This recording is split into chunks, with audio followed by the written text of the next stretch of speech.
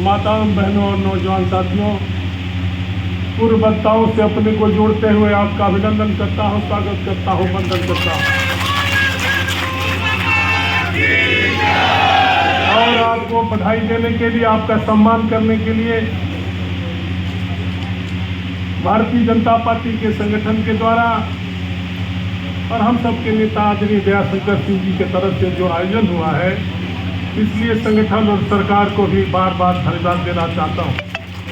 उपस्थित लोगों, यह चुनाव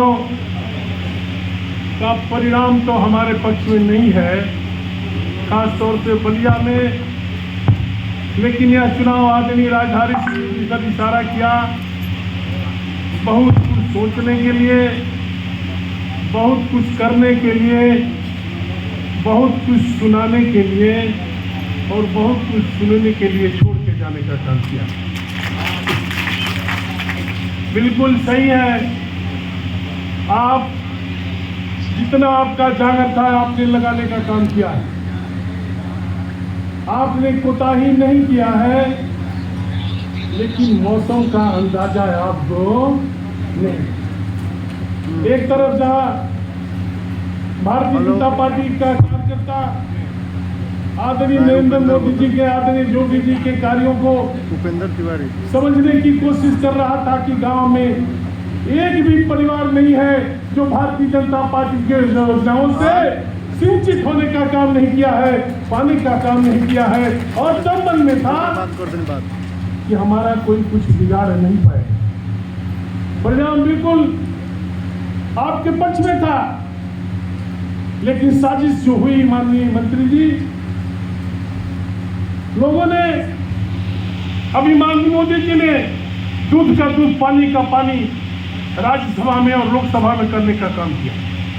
जिन लोगों ने हिंदुस्तान के संविधान की धज्जियां उड़ाई, जिन लोकतंत्र की धज्जियां उड़ाई, वही लोग किताब लेकर के जनता के बीच में घूमते रहे, और हम लोग समझा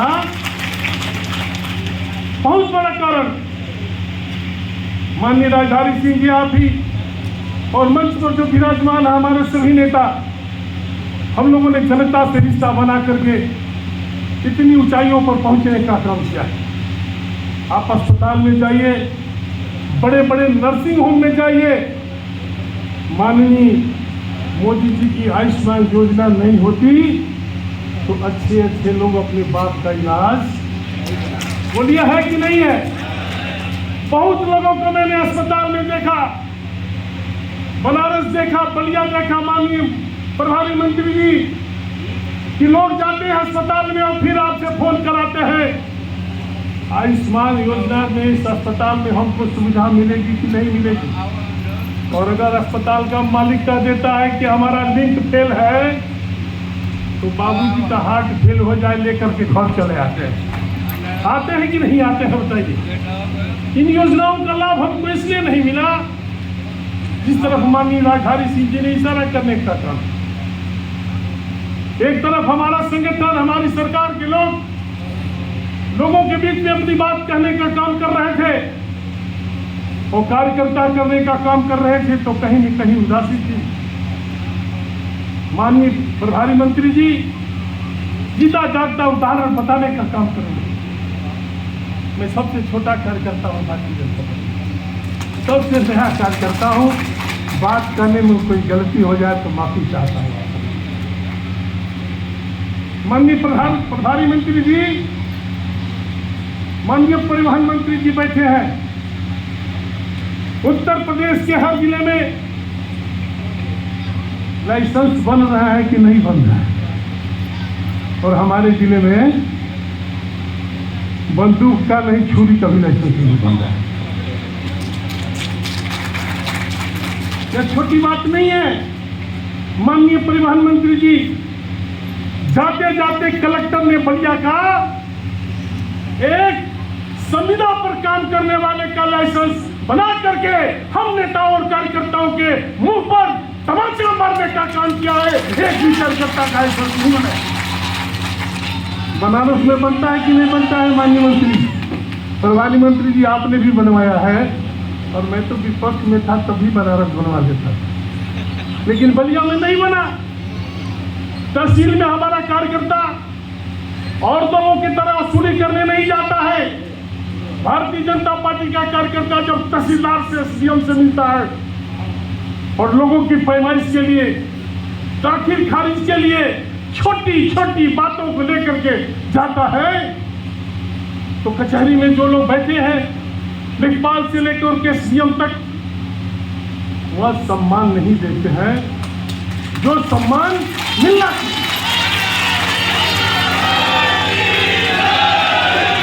माननीय मंत्री जी, मैं तहसील में गया था, एसडीएम भी बैठे थे, तहसीलदार भी बैठे थे, और जिस तरह से लोग खड़ा होकर के अपनी फरियाद के लिए भटक रहे थे, पप्पू जी आप भी कहते हैं, दर्जनों लोगों का हम लोगों ने काम कराने का काम किया। कार्यकर्ता का सम्मान बढ़ जाएगा जब बलिया का तहसीलदार एसडीएम अपनी बगल वाली कुर्सी पर हमारे मंडल के प्रभारी को बैठा लेने का काम करे। थाने पर दरोगा, हमारे मंडल का प्रभारी, हमारे जिले का प्रभारी और पदाधिकारी जाता है तो उससे कौन बात करना चाहता है? दलाल जी को विनोद दुबे जी अपने बेडरूम में बुला लेता है। एक लाइसेंस बनवाने के लिए कितनी बार दरखास्त देनी पड़ती है? चौकी से लेकर के अब कलेक्टर तक की दरखास्त पहुंचती है, 6 महीना खत्म हो जाता है। चौकी से लेकर के और कप्तान के ऑफिस तक पैसा लिया जाता है, पहले भी लिया जाता था। भारतीय जनता पार्टी में नहीं लिया जाएगा, यह संकल्प लेकर के आपको, हम लोगों को साथ लेकर के, अब तो दया शंकर जी मैं भी आपका कार्यकर्ता हूँ, मैं भी कार्यकर्ता हूँ कि नहीं? तो हम लोग का सम्मान कीजिए। माननीय जिला अध्यक्ष जी एक दिन बुलाइए उच्च अधिकारियों को और फैसला कीजिए।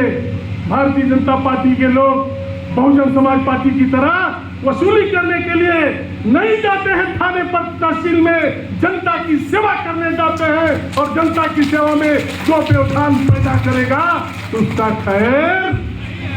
इन्हीं शब्दों के साथ, आग्रह के साथ अपने अतिथियों का स्वागत करते हुए पुनः मैं परिवहन मंत्री से, प्रभारी मंत्री से आग्रह करूंगा, एक मीटिंग कीजिए जिला के अधिकारियों को, और जिस भावनाओं को हमने व्यक्त किया है उसको उसके सामने रखिए और न्याय दिलाइए कार्यकर्ता को। यही कार्यकर्ता गांव गांव जाएगा और जो माहौल बिगाड़ा है समाजवादी पार्टी ने कांग्रेस को, उसको फिर बनाने का काम करेगा और 27 में प्रचंड बहुमत से भारतीय जनता पार्टी की सरकार बनाएगा। जय हिंद।